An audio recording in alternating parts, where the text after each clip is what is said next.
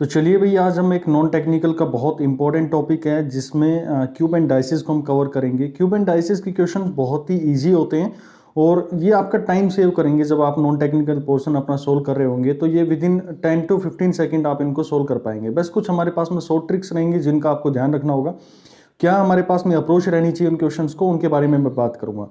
फिर हमारे पास में एक ओपन डाइस और इनसे रिलेटेड हमारे पास में क्वेश्चन आते हैं, वो भी हम आज चेक करेंगे कि कैसे हमें उनकी अप्रोच करनी चाहिए। चलिए उसके बारे में हम अभी पढ़ना शुरू करते हैं। तो डाइस के अंदर में हमें करना क्या होता है, बेसिक 3 तरह के हमारे पास में स्ट्रक्चर होते हैं। इनके जो 3 केसेस हमारे पास में आते हैं। पहला जो केस मेरे पास में बनता है कि जब आपको क्वेश्चन के अंदर में केस 1 के अंदर में जब बात करें तो केवल और केवल एक पोजीशन आपके पास में गिवन होती है किसी भी क्यूब की। तब आप कैसे ये फाइंड आउट करेंगे कि उसका अपोजिट फेस क्या है या उसकी क्या मेरे पास में सीक्वेंस रहने वाली है। दूसरा जो इसके अंदर में टाइप बनता है, आप लोग को 2 तरह की पोजीशन आप लोग को यहाँ पर क्वेश्चन के अंदर में प्रोवाइड होंगी, तो वहां पर कैसे अप्रोच करना चाहिए। और जब आपके पास में मोर देन 2 पोजीशंस गिवन हो तब कैसे आपको क्वेश्चंस को अप्रोच करना चाहिए। तो मैं सबसे पहले आपके इन क्वेश्चंस को उठाऊंगा केस नंबर 1 के अंदर में कैसे उन क्वेश्चन को देखना होता है। तो जब आपको केवल, जब मैं फर्स्ट केस की मैं बाद में बात करूंगा, उसके अंदर में पहले मैं बात कर लेता हूं जब हमारे पास में 2 पोजीशन गिवन हो किसी भी डाइस को या फिर हमारे पास में क्यूब को लेकर। तो जैसा भी आप देख पा रहे होंगे इसके अंदर में कि मेरे पास में क्वेश्चन है जिसमें आप लोग को गिवन है कि एक मेरे पास में जो डाइस दी गई है जिसके 3 फेसेस मेरे को दिख रहे हैं और 3 जो उसके हिडन फेसेस होते हैं। मतलब एक ये आपको दिख रहा है, दूसरा और तीसरा यहाँ पर आपको दिख रहा है। उसी तरह से दूसरी डाइस मेरे पास में जिसमें 5 to 4 यानी कि 3 पोजीशन मेरे पास में यहाँ पर गिवन है, बाकी के जो है इसके अंदर में हिडन है। तो यहां पर जब भी आपको ध्यान रखना होगा कि जब भी 2 पोजीशंस आप लोग को गिवन है तो ऐसी जो इसके अंदर में टर्म होती है जो कि कॉमन है दोनों के अंदर में, उसको फाइंड आउट करने की आप लोग कोशिश करो। तो यहां पर आप देख पा रहे होंगे कि मेरे पास में दोनों के अंदर में 5 नंबर है जो कॉमन आ रहा है। ठीक है, तो आप पहले क्या लिखोगे उस सीक्वेंस से जो भी आपके पास में मिल गया, पहला जो आपकी अप्रोच होगी इन क्वेश्चंस के लिए, उस कॉमन टर्म को आपने फाइंड कर लिया कि मेरे पास में 5 है और 5 है। मैं जो केस करवा रहा हूं आपको सेकंड केस करवा रहा हूं जिसके अंदर में मेरे पास में 2 पोजीशंस, 2 डाइस गिवन होती है लेकिन उनके अंदर में एक कॉमन हमारे पास में टर्म होती है। तो यहां पर आप लोगों ने देखा कि मेरे पास में 5 कॉमन आ गया। तो 5 कॉमन आ गया है तो आप 5 से शुरुआत करेंगे भाई। आपने 5 लिखा। अब एक अप्रोच यहां पर ध्यान रख लेना, जब भी आप लिखोगे या तो आप एंटी क्लॉकवाइज लिखोगे या फिर क्लॉकवाइज डायरेक्शन में लिखोगे। मान लो आप लोगों ने इस डायरेक्शन में चलना शुरू किया, ये किस डायरेक्शन होती है, क्लॉकवाइज डायरेक्शन होती है। और दूसरा, अगर आप लोग इस डायरेक्शन में ऐसे चलना शुरू करते हैं जिसके अंदर में आपके पास में एंटी क्लॉकवाइज डायरेक्शन होती है, तो ये आपकी एक रूल बना लेना कि अगर आप केवल और केवल क्लॉकवाइज चल रहे हैं तो जितनी भी डाइस आपको मिलेंगी, जितने भी आपके पास में या फिगर्स मिलेंगे, सबके अंदर में आपको क्लॉकवाइज डायरेक्शन में ही अपने क्वेश्चंस को अटेम्प्ट करना है।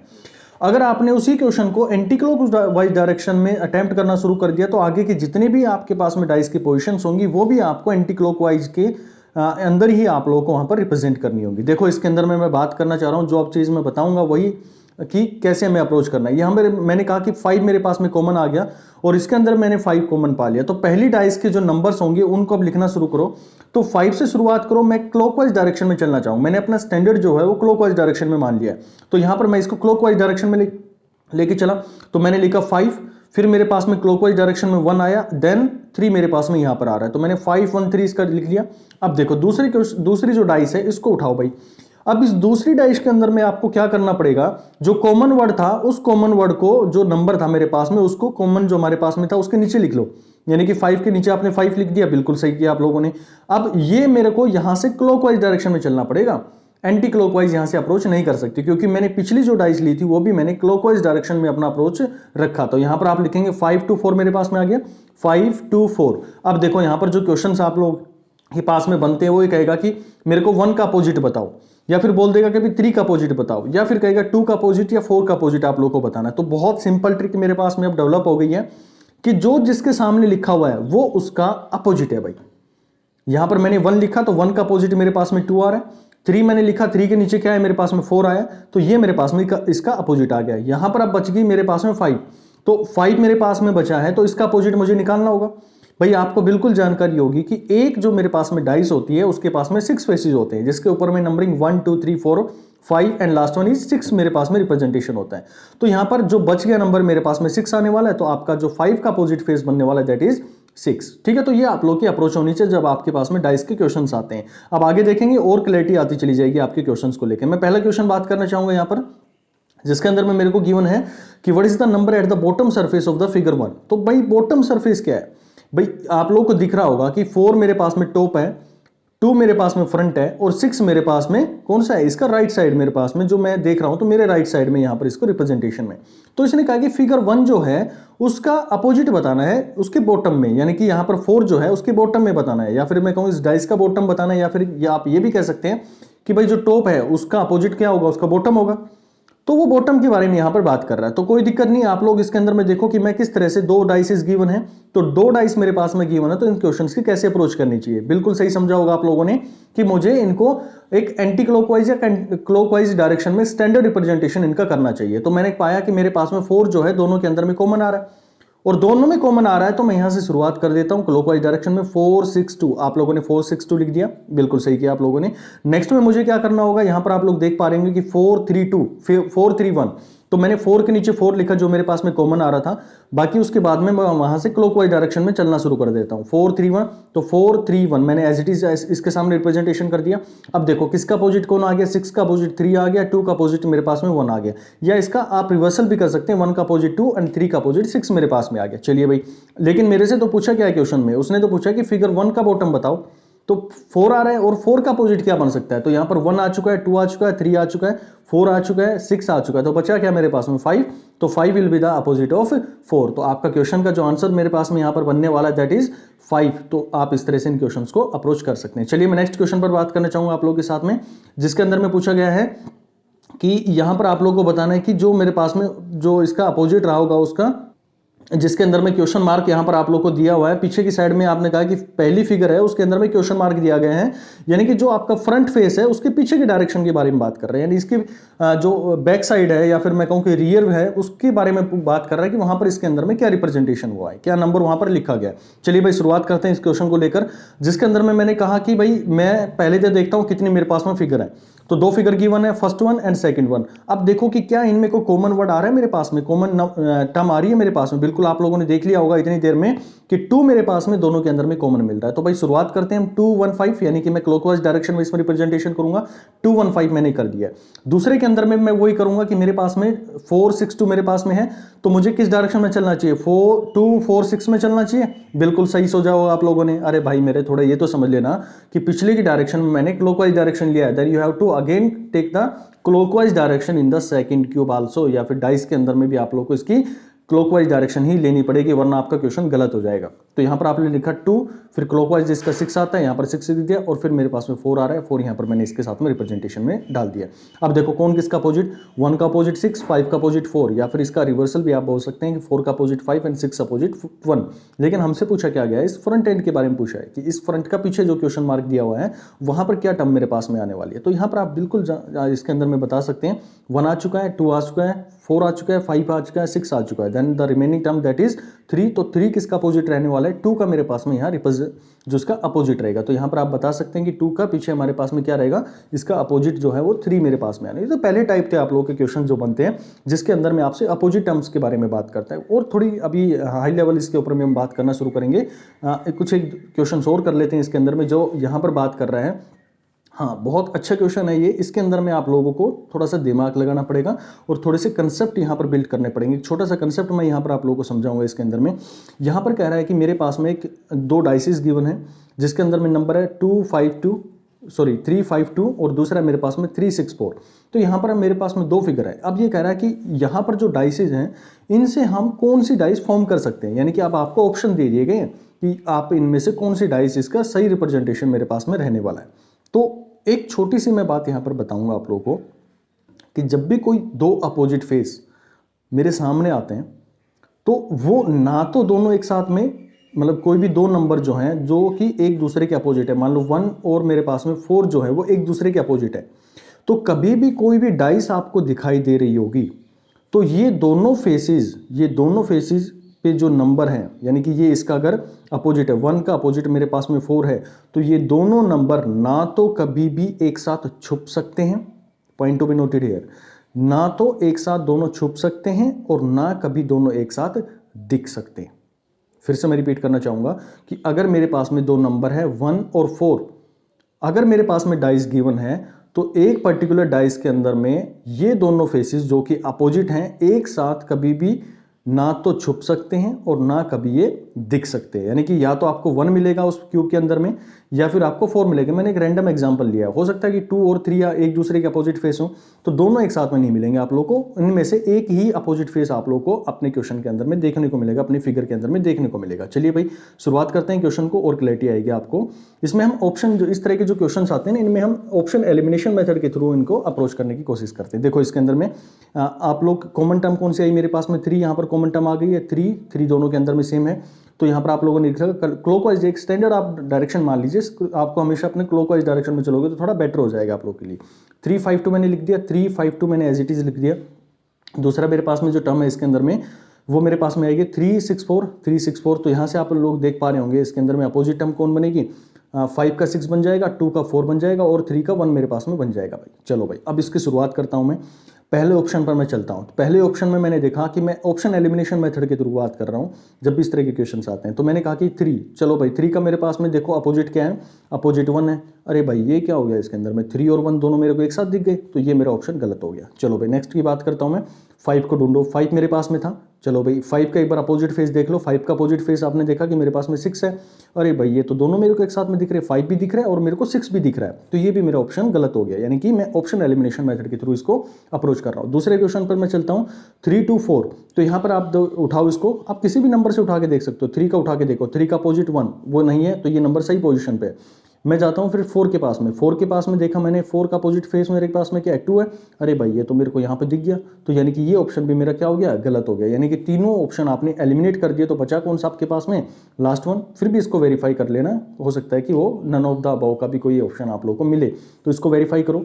1 का अपोजिट 3 क्या कहीं दिख रहा है, नहीं दिख रहा है, यानी कि सही पोजिशन पे। 2 का अपोजिट 4 क्या कहीं दिख रहा है, इसका अपोजिट 4 नहीं दिख रहा, तो सही पोजीशन पे है।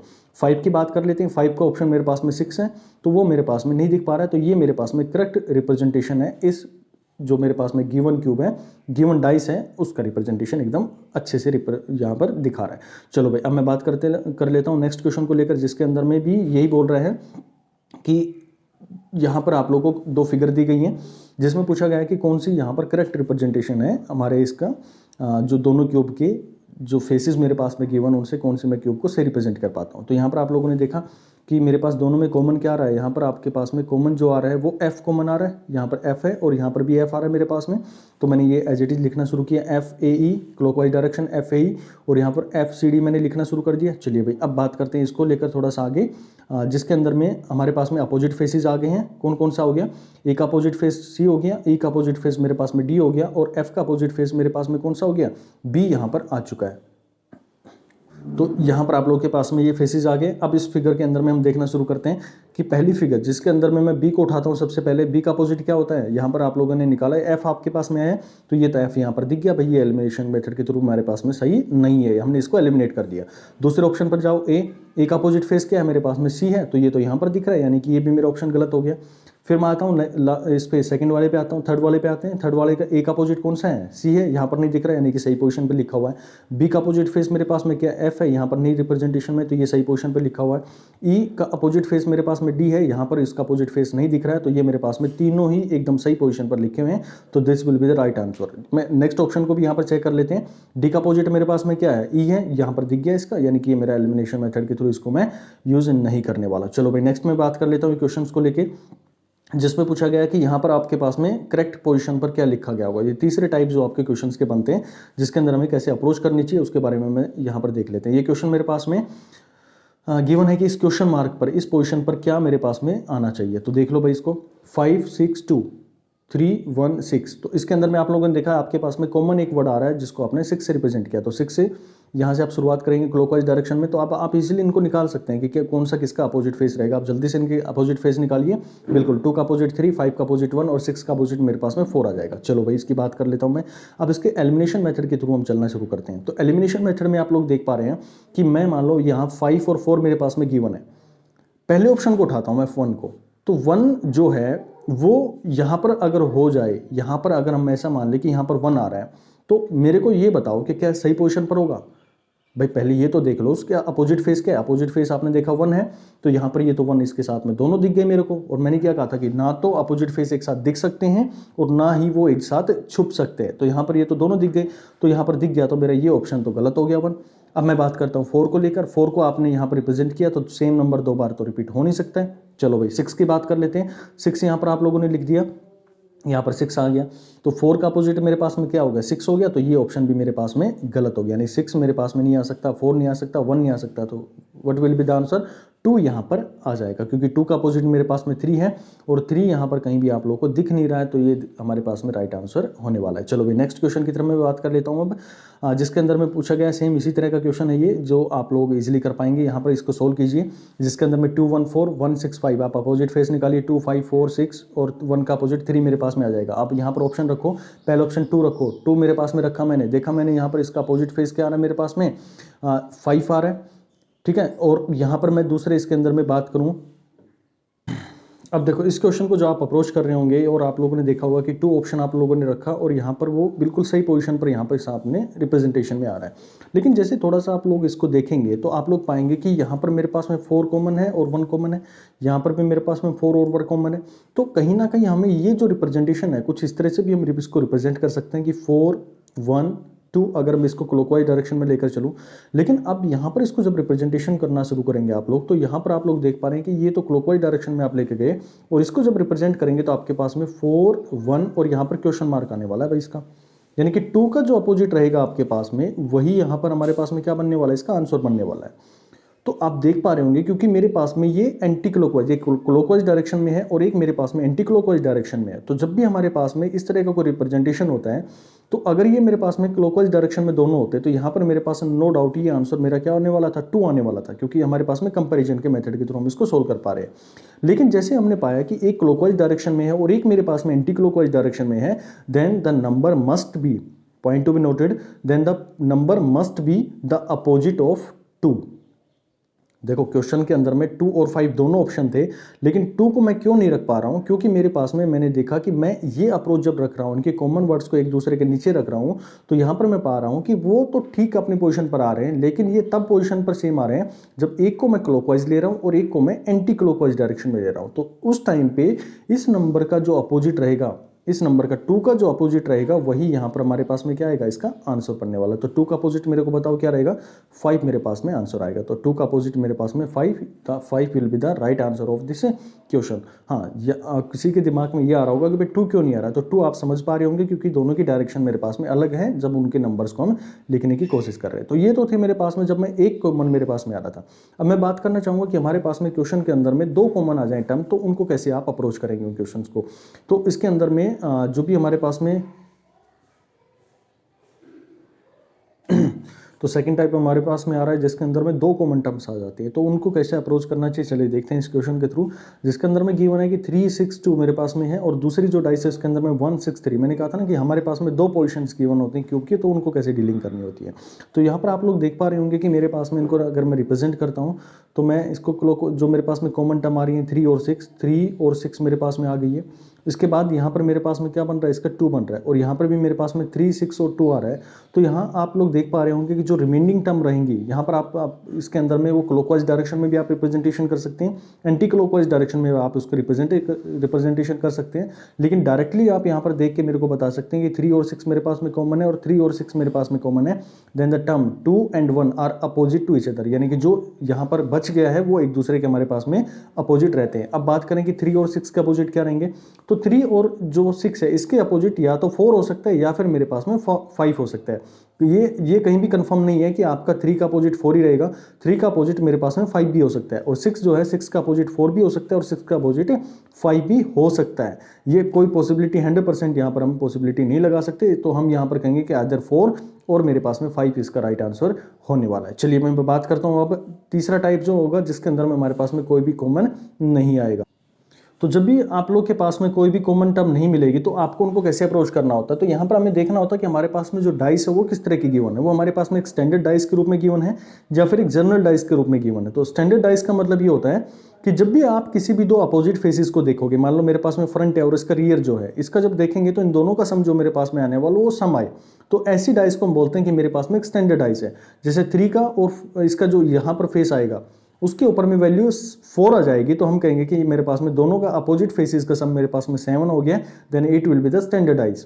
लेकिन जब हमारे पास में कोई जर्नल डाइस आती है तो जर्नल डाइस का मतलब होता है कि दो एडजेसेंट साइड जो होती है उनका सम मेरे पास में 7 आना चाहिए। जैसे यहाँ पर मैं बात करूँ, ये मेरे पास में है और ये दोनों साइड के हैं, एक दूसरे के एडजेसेंट है। एडजेसेंट का मतलब होता है कि दो दीवारें इस तरह से हमारे पास में एक साथ में कनेक्टेड हैं, एक दूसरे में एक दूसरे का कनेक्शन है, तो आप कहेंगे कि मेरे पास में एडजेसेंट हो गई, एक दूसरे के आसपास में रखी हुई है ये चीज़ें। तो यहाँ पे जो दो नंबर्स होंगे उनका सम जो है एक दूसरे का 7 आना चाहिए, तो हम कहेंगे कि मेरे पास में जो डाइस है वो किस तरह की होगी, है वो जर्नल डाइस होगी। तो यहाँ पर जो अपोजिट है वो 2 का 1 भी हो सकता है, 2 का 4 भी हो सकता है, 2 का 6 भी हो सकता है, कोई भी हमारे पास में इसके अपोजिट हो सकते हैं, कोई भी हमारे पास है इसका फिक्स नहीं रहेगा। चलिए मैं क्वेश्चन की बात करता हूँ इस क्वेश्चन को लेकर, जिसके अंदर में बोला गया कि 4 6 2 और 3 5 1। तो यहाँ पर आप लोगों से पूछा गया है कि आप ये बताओ कि आपके पास में जो अपोजिट फेसेस होंगे 6 का क्या रहेगा। तो जैसा आप लोग यहाँ पर देख पा रहे हैं कि कोई भी टर्म मेरे पास में कॉमन रही नहीं है। पहला तो आप लोग को ये चेक करना है कि क्या कोई मेरे पास में कॉमन टर्म आ रही है, नहीं आ रही है, दोनों के अंदर में कोई कॉमन टर्म नहीं है। तो अब देखो दूसरा चेक करो कि क्या एडजेसेंट साइड्स हैं उनका सम मेरे पास में 7 आ रहा है। 4 6 10, 6 2 8, 4 2 6, ये भी नहीं पा रहा। 5 3 8, 5 1 6 और 3 1 4, यानी कि कोई भी मेरे पास में इनका सम मेरे पास 7 नहीं दे पा रहा है। तो हम कहेंगे कि मेरे पास में किस तरह की एक स्टैंडर्डाइज हो गई है। तो उस स्टैंडर्डाइज के अंदर में आप लोगों को पता है कि जो अपोजिट फेसेस होते हैं उनका सम मेरे पास में क्या आएगा, 7 आएगा। तो 6 का जो अपोजिट फेस बनने वाला है दैट विल बी 1। यहाँ पर जब इन दोनों को सम करेंगे तो you will get the answer 7। तो 1 is the right answer of this question. चलिए नेक्स्ट क्वेश्चन पर मैं बात कर लेता हूँ, जिसके अंदर में बोला गया 2 6 1 4 5 3। इसमें पूछा गया है कि आपका 1 का जो है उसका अपोजिट बताओ। तो भाई इसके अंदर में आप दो मिला के देखो आपके एडजेसेंट फेसेस का जो सम है वो कितना आ रहा है। तो पहले के अंदर में देखो 6 2 8, 6 1 7, अरे भाई यहीं पर मेरे को 7 मिल गया, यानी कि यहाँ पर मेरे पास में इनका सम मिल गया है कितना, 7। तो अब आप इसके क्वेश्चंस को अप्रोच कर सकते हैं। क्यों? क्योंकि ये मेरे पास में क्या बन गई है, ये एक जो मेरे पास में जर्नल डाइस यहाँ पर बन गई। तो जर्नल डाइस मेरे पास में बन गई है, तो उसके अंदर में आप लोगों को जानकारी है कि जैसे यहाँ पर मैंने बताया था आप लोगों को कि जो यहाँ पर अपोजिट रहने वाला है कि 2 का अपोजिट क्या रहेगा, मेरे पास में 1 रहेगा, 3 का अपोजिट मेरे पास में 4 रहेगा और 5 का अपोजिट मेरे पास में क्या रहेगा, 6 रहेगा। ये कब पॉसिबल है, जब आपके पास में जो जर्नल डाइस है यानी कि एडजेसेंट साइड जो है उनके सम हमारे पास में कितने आ रहे हो, 7 आ रहे हैं। तो यहाँ पर मेरे पास में इसका 7 आ रहा था, तो मैं बोलूँगा 5 का अपोजिट मेरे पास में 6 रहने वाला है, 2 का अपोजिट मेरे पास में 1 रहेगा, यानी कि 1 और 2 एक दूसरे के अपोजिट, 3 और 4 एक दूसरे के अपोजिट और 5 6 एक दूसरे के अपोजिट यहाँ पर रहने वाले हैं।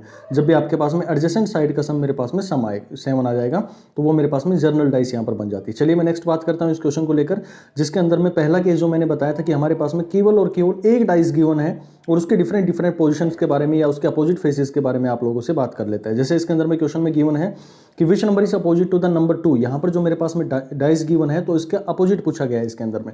तो इसमें आप लोग देखेंगे कि यहाँ पर आपके पास में स्टैंडर्ड और जो जर्नल डाइस हैं उनके कंसेप्ट यहाँ पर यूज होते हैं। तो यहाँ पर आप देख पा रहे हैं कि 3 2 1, यानी कि कोई भी डाइस जो है इसके हमारे पास में ना तो सम 7 आ रहा है, तो 7 नहीं आ रहा है, तो ये मेरे पास में स्टैंडर्ड डाइस के रूप में काम करेगा। जब भी आपके पास में सिंगल डाइस के क्वेश्चंस आते हैं तो वहाँ पर मैक्सिमम प्रोबेबिलिटी होती है कि वो स्टैंडर्ड डाइस से रिलेटेड आप लोगों से बात करने की कोशिश कर रहा है। तो यहाँ पर आप लोग इसका इजीली आंसर निकाल सकते हैं कि 2 है, 2 का अपोजिट मेरे पास में क्या रहने वाला है, 5 रहने वाला है, because in the standard dice the opposite faces some is 7। तो आप लोगों के पास में आंसर आने वाला है 2 का अपोजिट मेरे पास में 5 आ जाएगा। ध्यान रखने वाली बात यह है कि आप लोगों को सिंगल डाइस के अंदर में स्टैंडर्ड जनरली आप लोगों से पूछा जाता है। ओके नेक्स्ट हम बात कर लेते हैं इस क्वेश्चन को लेकर, which number is opposite to the number 6। यहाँ पर आप लोगों के पास में 6 से अपोजिट के बारे में बात कर रहा है। तो यहाँ पर आप लोग देख पा रहे हैं कि मेरे पास में सिंगल डाइस गिवन है, सिंगल डाइस में इनका सम मेरे पास में 9 आ रहा है, लेकिन जैसे आप लोगों ने यहाँ पर देखा मेरे पास में इनका सम 7 मिल गया, यानी कि एडजेसेंट फेसेज हैं उनका सम मेरे पास में 7 मिल गया। और 7 मिलने से मुझे ये पता लग गया कि ये मेरे पास में क्या होगी, एक जर्नल डाइस हो गई है। तो जर्नल डाइस होने के कारण में इनके जो अपोजिट फेसेस हैं वो या तो मेरे पास में क्या हो सकता है, 3 हो सकता है, 4 हो सकता है, 5 हो सकता है, कोई भी हमारे पास में नंबर हो सकते हैं इसके अंदर में। तो यहाँ पर हमारे पास में आंसर क्या बनने वाला होगा, जो ऑप्शन में गिवन होगा आइदर 3, 4 और 5, यहाँ पर आप लोग का आंसर ये बन जाएंगे। यानी कि जो फेसेस आपको दिख रहे हैं उनमें से कोई भी उसका अपोजिट हो सकता है, क्योंकि ये मेरे पास में जनरल डाइस बन गई है, जिसमें हमें अपोजिट सम का फेसेस का जो सम 7 है उससे रिलेटेड कोई भी हमें बात नहीं करनी होती इसके अंदर। चलिए केस 3 जो मैंने शुरुआत करी थी उसका लास्ट पोर्शन है ये, जिसके अंदर में यहाँ पर हमें बात करनी होती है जब मेरे पास में 2 या 2 से ज़्यादा पोजिशंस गिवन हो किसी भी डाइस को लेकर। तो यहाँ आप देख पा रहे हैं कि 1, 2, 3 और तीसरा मेरे पास में 4, 5, 6 दे रखा है, और लास्ट में मेरे पास में 3, 4, 5 यहाँ पर गिवन है। तो यहाँ पर पूछा गया आप लोगों से कि 2 का अपोजिट क्या रहेगा। तो इन क्वेश्चंस के अंदर में आपको कोशिश करनी चाहिए कि ऐसी कोई 2 डाइसेस फाइंड आउट करो जिसके अंदर में एक या एक से ज़्यादा फेसेस जो हैं वो कॉमन आ रहे हो। फिर से पॉइंट रिपीट कर रहा हूं कि इन डाइसेस के अंदर में आप लोग को ये देखना होता है कि जिसके अंदर में आपका एक या एक से ज़्यादा फेसेस आपके कॉमन आ रहे हो। तो यहाँ पर आप देख पा रहे हैं कि मेरे पास में फर्स्ट और थर्ड जो है इसके अंदर में 3 यहाँ पर भी कॉमन है और 3 यहाँ पर भी कॉमन है। तो मुझे क्या चाहिए था, मुझे क्योंकि क्वेश्चन के अंदर में ये पूछा गया था कि 2 का अपोजिट निकालना है, तो 2 का अपोजिट मैं इन दोनों को यहाँ पे सोल्व करके भी निकाल सकता हूँ। कैसे निकाल पाऊंगा, यहाँ पर आप देख पा रहे हैं कि 4 कॉमन है, यहाँ पर भी 4 कॉमन है, 5 कॉमन है, यहाँ पर भी 5 कॉमन है। तो मेरे पास में अपोजिट 6 का तो 3 आ गया, लेकिन यहाँ मेरे पास में कोई भी टर्म 2 नहीं दे पा रही थी। तो 2 कहाँ से मिल रहा है मेरे को, 2 यहाँ से मिल रहा है भाई। तो यहाँ पर मेरे पास में है तो मैं इसका रिप्रेजेंटेशन करूंगा। कॉमन टर्म 3 उठाया मैंने, 3, 1, 2 क्लॉकवाइज डायरेक्शन 3, 1, 2, इसके अंदर में 3, 5, 4, 3, 5, 4 मेरे पास में कॉमन टर्म यहाँ पर आपके सामने रिप्रेजेंट हो गई है। अब बताओ मेरे को कौन किसका अपोजिट, 1 का अपोजिट 5, 2 का अपोजिट 4 और 3 का अपोजिट मेरे पास में 6। क्या आप नहीं निकाल पाओगे? चाहे मेरे पास में 10 पोजिशन गिवन हो आप इजिली उसको निकाल पाओगे। यहाँ पर अगर आप लोग से पूछ लेता कि 3 का अपोजिट बताओ भाई, तो 3 का अपोजिट कैसे निकलेगा इसके अंदर में। आप लोग जब इसके अंदर में सोल्व करेंगे तो आप लोग पाएंगे कि 4, 5, 6 और यहाँ पर मेरे पास में 4, 5, 6 दो, सॉरी इसके अंदर 4, 5 है। तो यहाँ से तो आपके पास में क्या आ गया, 3 का अपोजिट जो मेरे पास में 6 बन रहा है। ओके, तो यहाँ पर आप लोग इसका आंसर निकाल सकते हैं कि 3 का अपोजिट मेरे पास में 6 आने वाला है। चलो भाई नेक्स्ट हम बात कर लेते हैं इसको लेकर। ये जो तो यहाँ पर हमारे पास में ये जो क्वेश्चंस थे ये पूरे स्टैंडर्ड जितना भी आपके डाइस के अंदर में क्वेश्चंस बन सकते हैं क्लोज डाइस के अंदर में। अभी मैं बात करूँगा आप लोगों से जो मेरे पास में ओपन डाइस आ जाती है तो उसको कैसे हमें सोल्व करना होगा। तो आई होप आप लोगों को ये चीज़ें समझ में आई होंगी। आप इनके बारे में जो PDF फाइल है ये आप बिल्कुल जहाँ चाहें तो आपको मिल सकती है। आप लोगों को सिर्फ एक सिंपल काम करना है, 9416878402 ये एक आप लोगों के लिए नंबर है जिसके अंदर में आप एक मैसेज ड्रॉप करके पूछ सकते हैं कि जो फोटोनिक्स का एक प्रीमियम ग्रुप है जिसके अंदर में सारी PDF फाइल्स और लेक्चर्स जो हैं वो अपलोड किए जाते हैं, तो उसमें कैसे जुड़ना है उसके बारे में आप यहाँ से जानकारी प्राप्त कर सकते हैं। चलिए मैं बात करता हूँ अब ओपन डाइस को लेकर। ओपन डाइस जो कि बहुत इंपॉर्टेंट आजकल एग्जाम ट्रेंड्स में देखी जा रही है कि हर एग्जाम के अंदर में ओपन डाइस से ज़्यादा प्रोबेबिलिटी बनती है आपके क्वेश्चन पूछने की। कैसे हमारी उन क्वेश्चंस को सोल्व करने की अप्रोच रहनी चाहिए। तो ओपन डाइस का मतलब क्या होता है, पहले तो आप लोग को ये समझ में आना चाहिए कि ओपन डाइस को कैसे हमें देखना होता है। देखिए ओपन डाइस के जो भी हमारे पास में फेसेस होंगे, हमें बताया कि डाइस के अंदर में 6 फेसेस होते हैं, तो उसके हमारे पास में फेस कुछ इस तरह से उसको ओपन कर दिया जाए तो कुछ इस तरह का स्ट्रक्चर आप लोगों के सामने दिया जाता है। तो यहाँ पर आप लोगों से पूछा जाएगा कि भाई कौन किसका अपोजिट है। तो ध्यान रखना एक पॉइंट ही यहाँ पर आप लोग को याद रखना है कि अल्टरनेट जो नंबर्स होते हैं, अल्टरनेट नंबर जो होते हैं वो एक दूसरे के क्या होते हैं, अपोजिट होते हैं। कोई भी डाइस ओपन करके आप लोगों को दे दी जाए तो जैसे इस पहले ऑप्शन के अंदर मैं बात करना चाहूँगा 4, 2, 5, 6 आप लोग को गिवन है, 1, 2, 3 आप लोग को गिवन है। तो जो भी है हमारे पास में अप्रोच याद रखना कि हमेशा आप टॉप से बॉटम की तरफ में चलो, राइट से लेफ्ट की तरफ में चलो और लेफ्ट से राइट की तरफ में, जैसा भी आपको सुटेबल लगे। आप यहाँ से ऐसे जंप करके नहीं आ सकते, वो हम मतलब समझेंगे कैसे हमारे पास में उनको देखेंगे। आप डायरेक्टली एक से दूसरे के अंदर में जंप नहीं कर सकते। आपको हॉरिजॉन्टली चलना है तो हॉरिजॉन्टली चलो, वर्टिकली चलना है तो वर्टिकली चलो। ओके, अब देखेंगे कि कैसे हमें अल्टरनेट फाइंड करना है। तो 4 का जो अल्टरनेट क्या हो सकता है, 4 का अल्टरनेट मेरे पास में 5 हो गया, यानी कि मेरे को अल्टरनेट का मतलब होता है कि एक को आप छोड़ दो बीच के अंदर से, तो 2 का आपने छोड़ दिया तो 4 का अपोजिट मेरे पास में 5 हो गया, यानी कि 4 का अपोजिट मेरे पास में 5 मिल गया भाई। दूसरा मैं 2 नंबर को उठाऊं, 2 नंबर्स को, तो 2 का अपोजिट मेरे पास में क्या होगा, 5 तो हो नहीं सकता क्योंकि ये इसका अल्टरनेट नहीं है। तो आप जाएंगे 6 के पास में, तो 6 इसका क्या हो गया मेरे पास में अल्टरनेट हो गया, यानी कि 2 का अपोजिट मेरे पास में क्या हो गया, 6 हो गया क्योंकि इसका अल्टरनेट ये नंबर बच गया।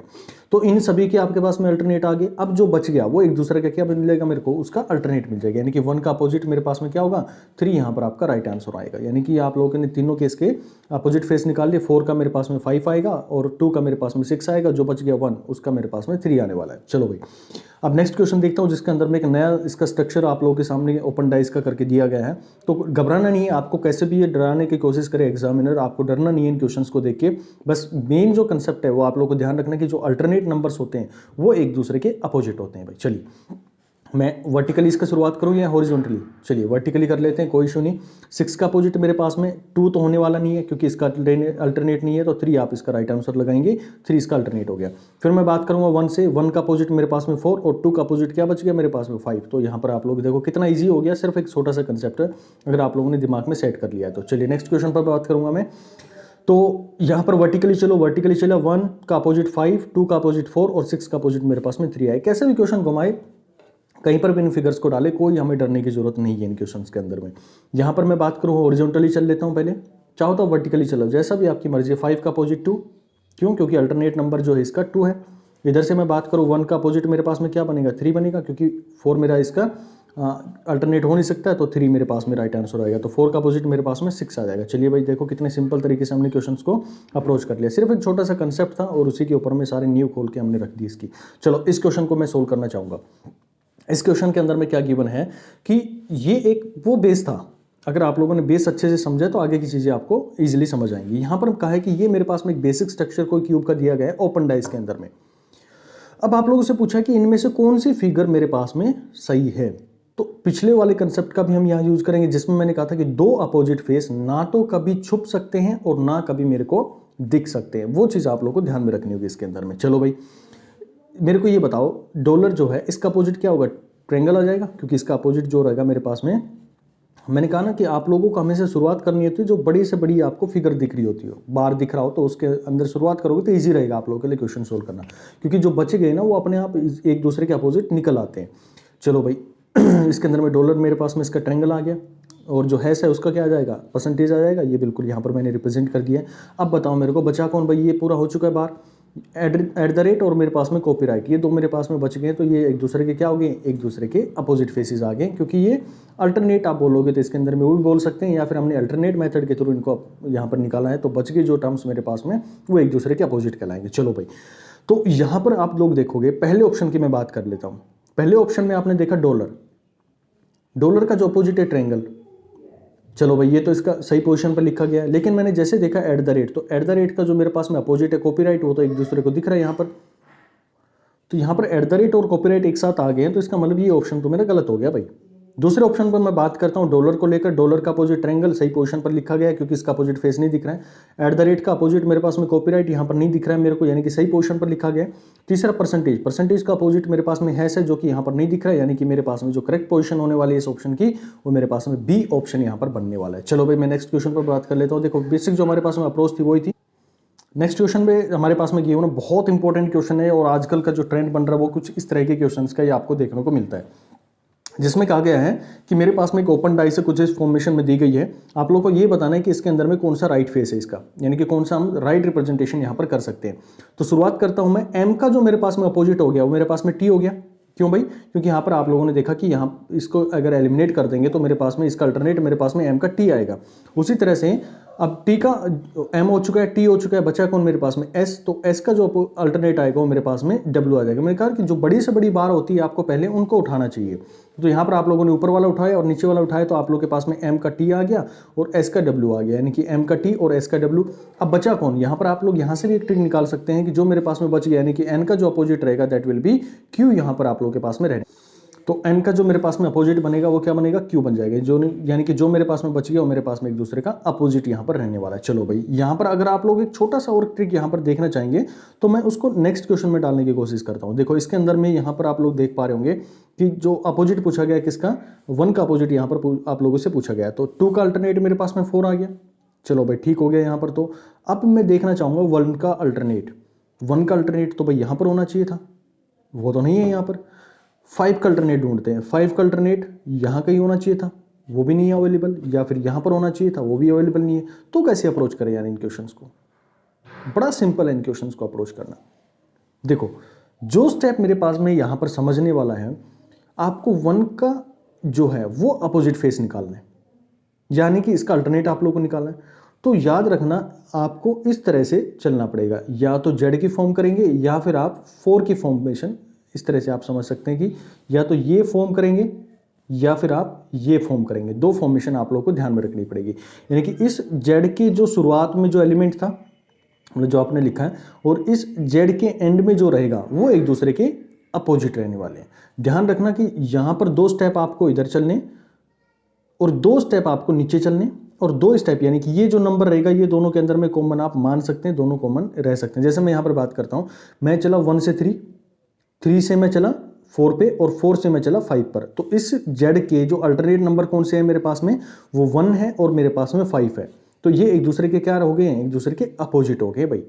फिर से समझो इस क्वेश्चन को, बहुत इंपॉर्टेंट है ये, क्योंकि इसके अंदर में मुझे पता है कि मैं 1 का अल्टरनेट यहाँ नहीं निकाल सकता और मैं डायरेक्ट जंप कर यहाँ पर जा नहीं सकता, मुझे कोई ना कोई ट्रिक आनी चाहिए इसकी।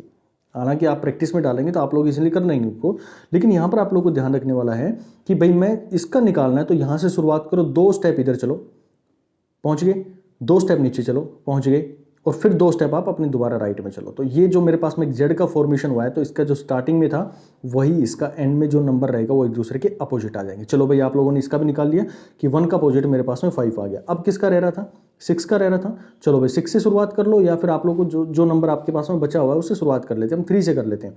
तो मैं यहाँ से चलना शुरू करता हूँ, 2 स्टेप नीचे, 2 स्टेप राइट, 2 स्टेप नीचे। पिछले में क्या किया था मैंने, 2 स्टेप राइट, 2 स्टेप नीचे और 2 स्टेप राइट। यहां पर मैं क्या कर रहा हूं, 2 स्टेप नीचे, 2 स्टेप राइट, फिर 2 स्टेप मैं नीचे की साइड में जा रहा हूं। तो ये जो इसके एंड पे इसके एलिमेंट्स हैं, यानी कि 3 और 6, ये एक दूसरे के क्या हो जाएंगे मेरे पास में, अपोजिट रहने वाले भाई यहां पर। तो आपसे पूछा गया था क्वेश्चन के अंदर में 1 का अपोजिट पूछा गया था, इसको सही कर लेना भैया, आपके पास में 5 इसका राइट आंसर रहने वाला है। तो आप लोगों को समझ में आ गया होगा कि कैसे आपको इन क्वेश्चंस को अप्रोच करना है। बेसिक आपको स्ट्रक्चर ये याद रखना है कि आपको 2 स्टेप राइट, 2 स्टेप नीचे, 2 स्टेप यहाँ पर, यानी कि ये जो एंड पे दूसरा जो एलिमेंट आ रहा है दोनों के अंदर में कॉमन आ सकता है, यहाँ पर भी दोनों के अंदर में कॉमन आएगा। तो आप इनके थ्रू आप जितने भी 6 स्पेसिस आएंगे उनका आप इजिली जो अपोजिट है वो निकाल पाएंगे इसके अंदर। चलिए लास्ट क्वेश्चन के ऊपर मैं बात कर लेता हूँ, जिसके अंदर में आप लोगों से पूछा गया है कि एक डाइस है जिसको एक नया स्ट्रक्चर आप लोगों ने देखा होगा कि ऊपर का जो बॉक्स है उसको 4 हिस्सों में काट दिया इसने, कुछ इस तरह का मेरे पास में है, और इसके ऊपर में नंबरिंग इसने डाल दिया 1 2 3 4, इसकी तरह से कुछ हमारे पास में नंबरिंग गिवन है। तो यहाँ पर उसको छोटे छोटे टुकड़े ये जो हैं, जब इसको ओपन किया गया ऊपर वाले फेस को, तो कुछ टूट कर इधर चला गया, कुछ यहाँ चला गया, कुछ यहाँ चला गया और कुछ मेरे पास में यहाँ पर आ गया। चलिए बात करते हैं इसको लेकर। तो आप देख पा रहे होंगे कि डी का अल्टरनेट मेरे पास में क्या हो गया, ई हो गया। इसको मैं अभी कंसीडर नहीं करूंगा क्योंकि मेरे पास में उसका एक ट्रायंगुलर फॉर्म है, यानी कि जो उसका एक छोटा सा टुकड़ा कटकर मेरे पास में ऊपर की साइड में गया हुआ है, तो इसको मैं यूज नहीं करूंगा। अभी मेरे पास में जो फुली नंबर्स हैं उनको मैं बात करना चाहूंगा, जो मेरे पास में पूरा फेस है। तो डी का अपोजिट फेस मेरे पास में उसका अल्टरनेट सी, ए का अपोजिट फेस मेरे पास में सी, सॉरी डी का ई हो गया और ए का मेरे पास में सी यहाँ पर आपके पास में आ गया है। चलो अब यहाँ पर देखो इसके अंदर में बच गया कौन, बी। तो बी का जो मेरे पास में अपोजिट बनने वाला है वो कहीं ये तो फेस नहीं है जो मैंने अभी आप लोगों को दिखाया था कि मेरे पास में 1 2 3 4 इस तरह से आप लोगों के पास में गिवन है, बिल्कुल। तो यहाँ पर ये हो सकता है कि 1 4 2 3 कुछ इस तरह का हमारे पास में नंबरिंग रहने वाला है भाई। तो अब हम ऑप्शन एलिमिनेशन मेथड की तरफ में चलते हैं हमें, क्योंकि अपोजिट फेसेस गिवन है तो ये फॉर्मेशन हमारे पास में किस तरह की बनने वाली है। मैंने पहले ऑप्शन को देखा, पहले ऑप्शन में मैंने देखा कि डी और ई ये दोनों एक साथ मेरे को दिख रहे हैं, तो ये मेरे पास में गलत हो गया, नहीं ऑप्शन मेरा ये गलत हो चुका, क्योंकि एलिमिनेशन मेथड के थ्रू ये बोलता है कि ना तो 2 फेसेस एक साथ में अपोजिट फेसेस एक साथ दिख सकते हैं और ना ही कभी एक दूसरे से छिप सकते हैं। तो यहाँ पर हम देखें कि ए और सी, नेक्स्ट ऑप्शन के अंदर में ए और सी यहाँ पर दिख गए मेरे को, यानी कि ऑप्शन भी मेरे पास में गलत हो गया। नेक्स्ट की मैं बात करूँ तो बी, डी का जो अपोजिट है वो ई है, यानी कि ये तो सही पोजीशन पर लिखा गया, लेकिन मुझे ये जानकारी है कि बी का अपोजिट कुछ इस तरह का नंबर बनेंगे। तो यहाँ पर बी का जो अपोजिट है वो यहाँ पर मेरे को दिख रहा है, हो सकता है इसके अंदर में नंबरिंग का ये उल्टी सीधी भी आप देखने को मिल सकती है, 1 4 3 2 1 3 4 2। उसके जब लेवल वाइज आप क्वेश्चन अटैम्प्ट करेंगे आपको एक इसका मेंटलिटी सेट हो जाएगी किस तरह से आपको उन क्वेश्चंस को अप्रोच करना चाहिए। तो ये अभी उसकी हमारे पास में उसकी जरूरत नहीं है इन क्वेश्चंस के अंदर में, लेकिन इसके ऊपर में भी आपको जानकारी होनी चाहिए कि मेरे पास में क्या सही रिप्रेजेंटेशन होगा, 1 4 3 2 रहेगा, 1 2 3 4 रहेगा, वो कैसे हमारे पास में रहेंगे, उनके ऊपर में हम क्वेश्चंस के ऊपर में बात करेंगे। चलिए नेक्स्ट हम देख लेते हैं। इसके अंदर में लास्ट हमारे पास सी का अपोजिट ए है, वो यहाँ पर नहीं है, तो ये मेरे पास में सही पोजीशन पे है। डी का मैं अपोजिट करूँ तो डी का अपोजिट ई है, वो यहाँ पर नहीं है, तो मेरे पास में सही ऑप्शन यहाँ पर सही जगह पर लिखा गया है डी। और लास्ट मेरे पास में ये जो फेस बना के दिया गया है, यानी कि स्क्वायर के फॉर्म में जो मेरे पास में दिया गया है, जिसके अंदर में नंबर 1 4 3 2 है, इसका अपोजिट फेस कौन है, बी, जो यहाँ पर मेरे पास में नहीं गिवन है। तो ये मेरे पास में फिगर क्या बनने वाली है, इसका सही रिप्रेजेंटेशन बनने वाला है। तो भाई ये पूरी कहानी थी आप लोग के डाइस, ओपन डाइस या फिर क्लोज डाइस को लेकर। और एक छोटा सा लेक्चर और आएगा क्यूब्स को लेकर, जिसके अंदर में क्यूब के फेसेस से रिलेटेड बात करते हैं। जब उनको रंग देते हैं या कलर कर दिए जाते हैं तो पूछा जाता है कि कितने फेस कलर हैं, कितने कलर नहीं हैं, तो वो सारी इसके अंदर में हम डिस्कस करेंगे। एक नेक्स्ट लेक्चर और आएगा इसके, जिसके अंदर में क्यूब के बारे में डिस्कस करेंगे। चलिए भाई मिलते हैं फिर नेक्स्ट लेक्चर के अंदर में। बाकी जो भी टेलीग्राम चैनल है उसका लिंक आपको डिस्क्रिप्शन बॉक्स में मिल जाएगा, वहाँ पे जाके आप उसकी जितने भी इन्फॉर्मेशन चाहिए आपको चैनल से रिलेटेड या फिर PDF फाइल से रिलेटेड या फोटोनिक्स प्रीमियम से जुड़ने से रिलेटेड, वो सारी चीज़ें आप लोग को वहाँ पर मिल जाएंगी। चलिए, थैंक यू सो मच।